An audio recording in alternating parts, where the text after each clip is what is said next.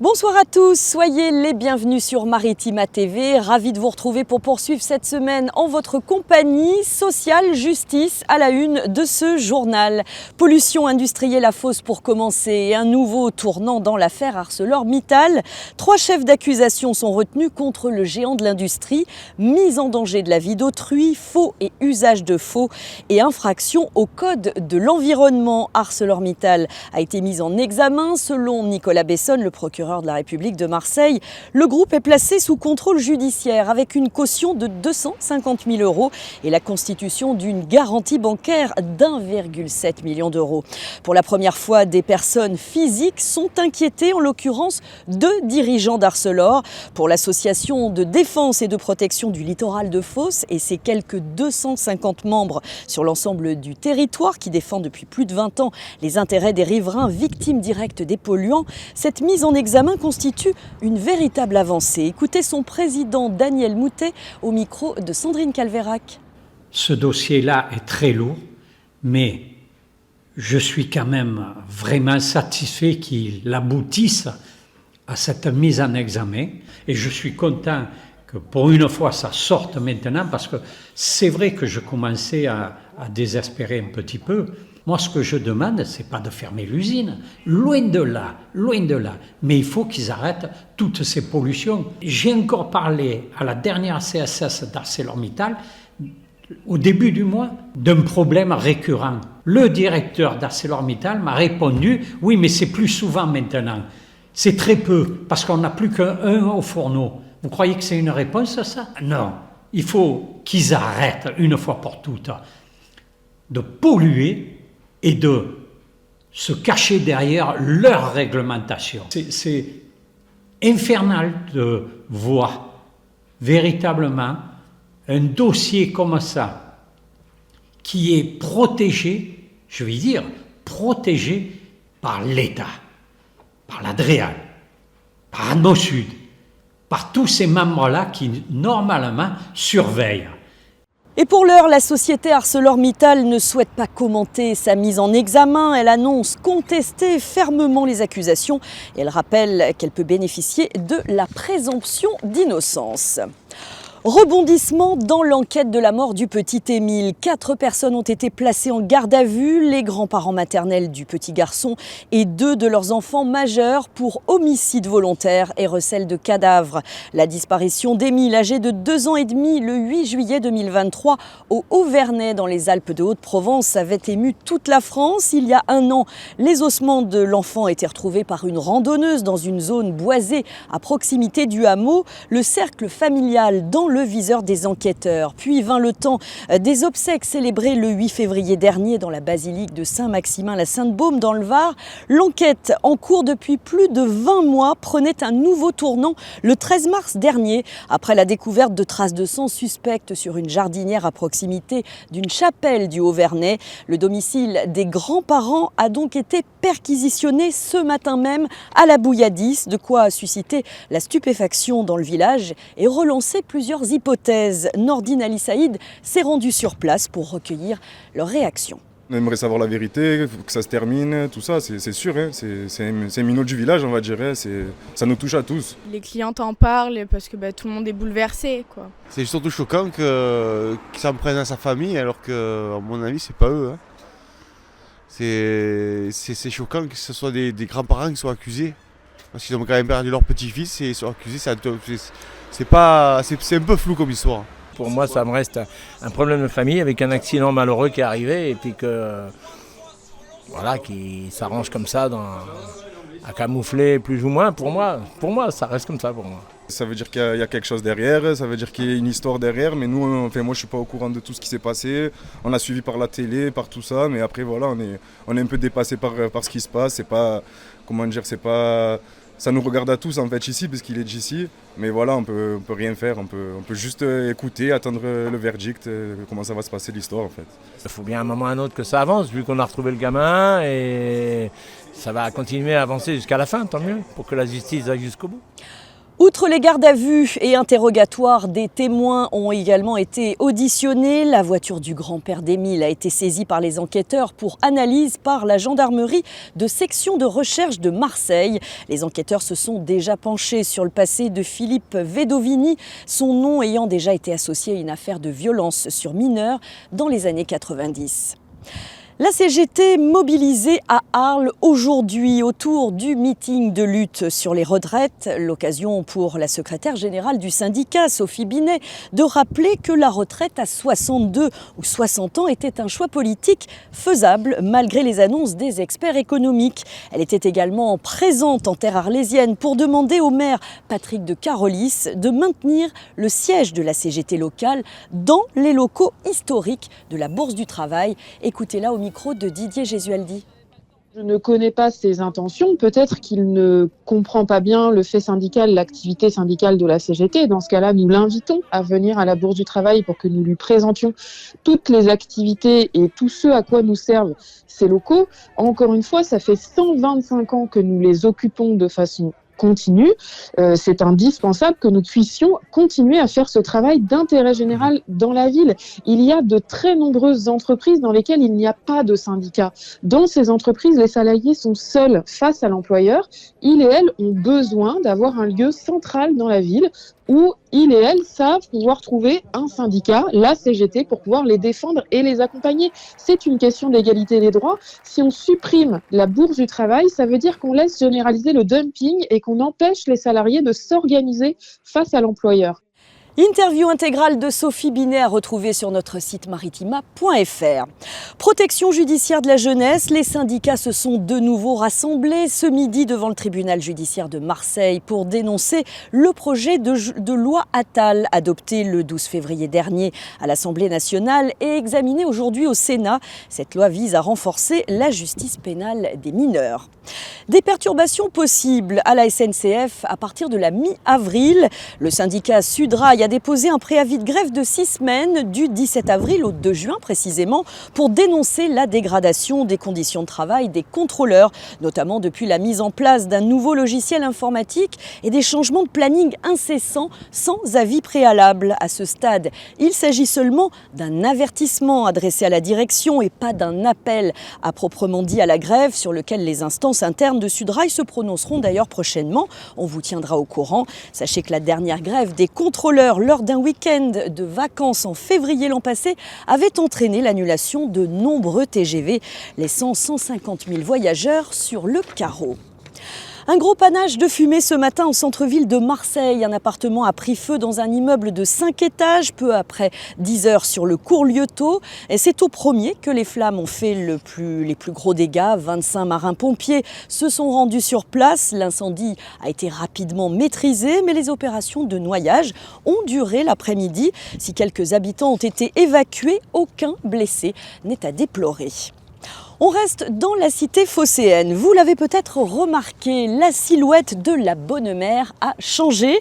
Les échafaudages sont bien installés au sommet de la cathédrale. La statue et son campanile en pierre sont en train d'être restaurés et c'est un événement rare. L'arrivée de la première pierre s'est d'ailleurs faite en grande pompe façon bénédiction devant du beau monde. Reportage béni des dieux, signé Cassandra Mourou.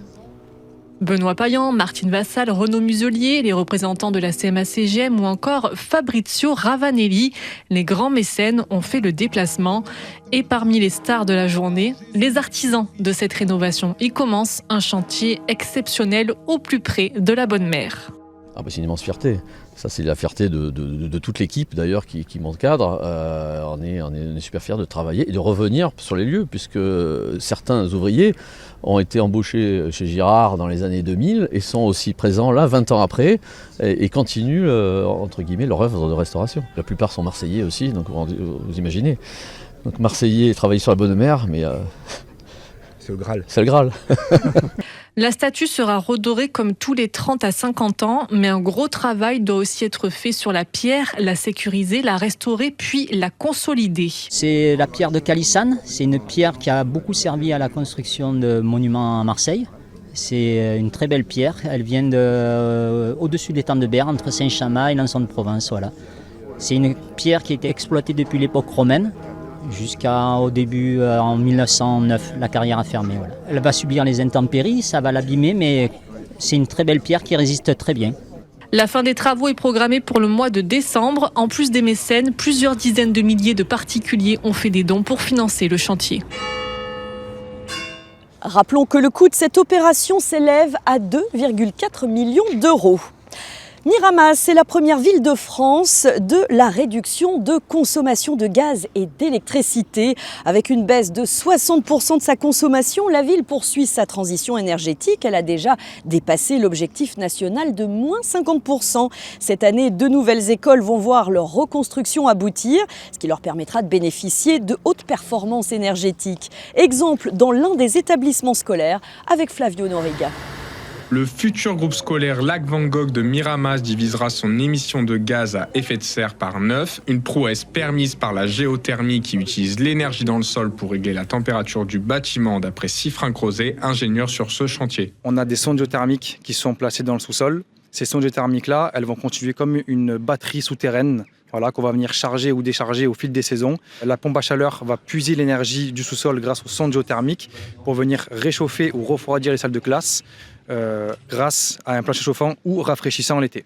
Des projets comme celui-ci, la ville de Miramas les multiplie depuis 2012. L'objectif est que cette école ne soit plus chauffée à l'aide d'énergie fossile et les résultats sont probants selon Gérard Guimont, deuxième adjoint au maire. L'ancienne école qui va être fermée émettait environ 50 tonnes de CO2 dans l'atmosphère, qui fait qu'on boulait du gaz pour la chauffer, alors que l'école nouvelle, c'est 3 tonnes, c'est-à-dire on divise par 17 les émissions de gaz à effet de serre. La nouvelle version de l'école Lac Van Gogh devra accueillir 300 élèves de maternelle et de primaire en septembre prochain. La météo fait beaucoup parler en ce moment. Après les épisodes pluvieux à répétition, eh bien, la grande question qu'on se pose, est-ce que ça va suffire à éviter la sécheresse cet été? Et qui mieux que Paul Marquis, notre partenaire de la météo du 13, pour y répondre? Écoutez plutôt. Alors oui, complètement. On a effectivement connu un mois de février pluvieux, un mois de mars extrêmement pluvieux. Au niveau des records, en tout cas pour la station de Marignane, depuis maintenant plus de 100 ans, on a un cumul d'environ 170 mm. Donc c'est vraiment très conséquent, plus qu'en plein automne. Donc effectivement, les nappes phréatiques sont bien rechargées. Selon le dernier bilan du VRGM, on a effectivement nappes qui sont à un niveau haut, voire modérément haut, excepté la nappe de la Crau, mais qui est un cas particulier. Donc pas d'inquiétude à venir, en tout cas dans les prochaines semaines, de ce côté-là. Ouais. Ça ne veut pas dire que pendant cet été, on n'aura pas des problèmes de sécheresse? Alors non, effectivement, c'est compliqué de se projeter aussi longtemps à l'avance. On sait qu'effectivement, si on a du vent pendant 5-10 jours, on peut avoir un début de sécheresse de surface. Néanmoins, en profondeur, là, on est quand même tranquille, au moins jusqu'au début du mois de juin, voire au début du mois de juillet. Donc, sécheresse profonde, on n'en aura pas avant plusieurs semaines, voire plusieurs mois. En revanche, en surface, ça peut rapidement sécher en cas de vent pendant plusieurs jours.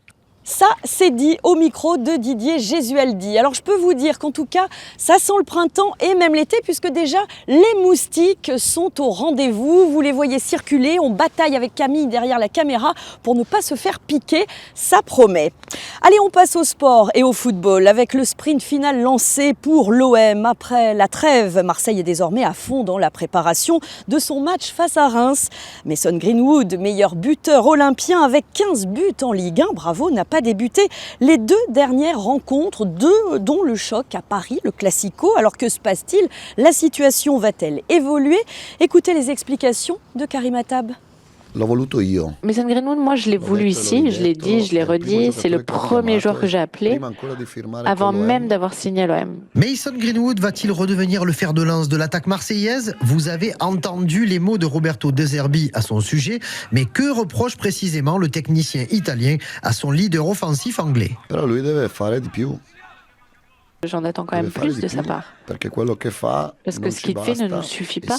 Et s'il veut réussir à maintenir ses attentes de champion, parce qu'il peut devenir un champion, il faut qu'il soit plus constant. Plus de constance, être à nouveau décisif et avoir le bon état d'esprit, ce sont les conditions qui permettront à Mason Greenwood de retrouver du temps de jeu. Valentin Rongier ne se pose pas trop de questions à ce sujet.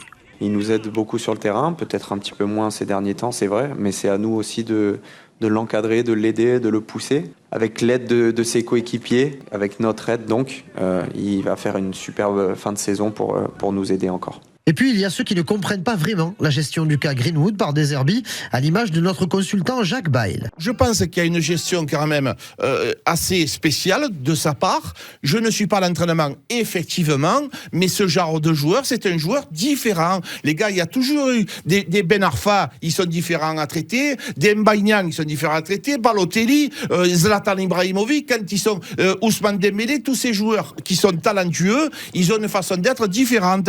À toi aussi d'essayer de le refaire revenir dans ton groupe. Le numéro 10 de l'OM est revenu en avance la semaine passée pour travailler plus sur le plan physique. Mason Greenwood est très attendu dans le sprint final. Ça tombe bien, l'Anglais a faim de but. Il le montrera peut-être dès samedi à Reims. Les Marseillais ont repris l'entraînement hier à la commanderie. Les internationaux commencent à rentrer de leur sélection. Reims-OM, c'est donc ce samedi à 17h au stade Auguste Delaune, à suivre évidemment en direct sur Maritima. L'Olympique de Marseille, partenaire officiel du Wolfpack FC. L'annonce est tombée hier soir, ça n'aura pas échappé aux amateurs. Il s'agit de l'équipe menée par Adil Rami dans un nouveau championnat de football nommé la Kings League, créé par Gérard Piquet, qui réunit d'anciennes stars du ballon rond, des influenceurs et des créateurs de contenu sur Internet. Et c'est la première fois qu'un club s'investit officiellement dans la compétition. Affaire à suivre. À Salon de Provence, J-1 avant l'événement qui deviendra peut-être votre dada.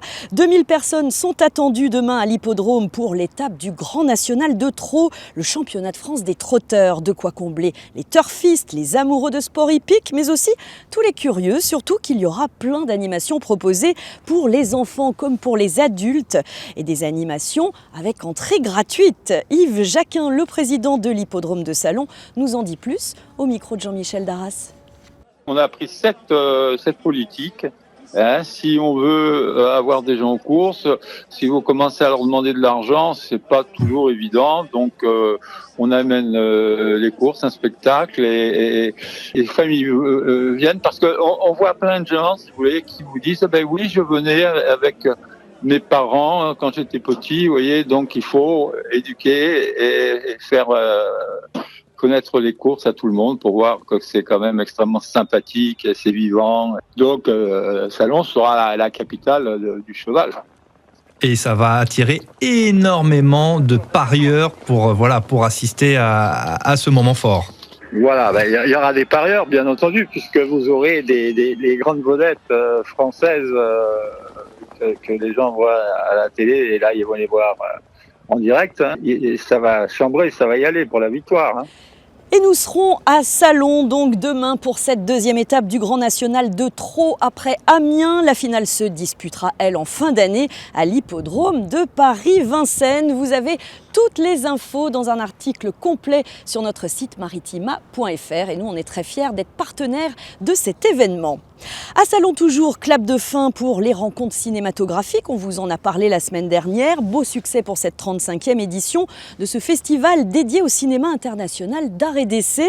Au total, près de 13 800 spectateurs, dont plus de 4 000 élèves de la primaire au lycée, ont pu découvrir des films d'auteurs engagés et solidaires. Et ça fait du bien en ce moment. Rendez-vous pris l'an prochain pour la nouvelle édition dès la mi-mars. Et puis le voile est levé sur les Nuits d'Istres 2025. C'est tout frais. Du 7 au 11 juillet au pavillon de Grignan, le rendez-vous est donné avec une très belle affiche portée par Ayo, Silto, Boulevard Désert, Jérémy Frérot ou encore France Ferdinand qui ouvre le bal. Donc pensez d'ores et déjà à réserver vos places sur le site istres.fr. Reste à vous souhaiter une très belle soirée. On a évité de se faire piquer par les moustiques, c'est parfait. On se dit à demain pour de nouvelles infos. Bye bye.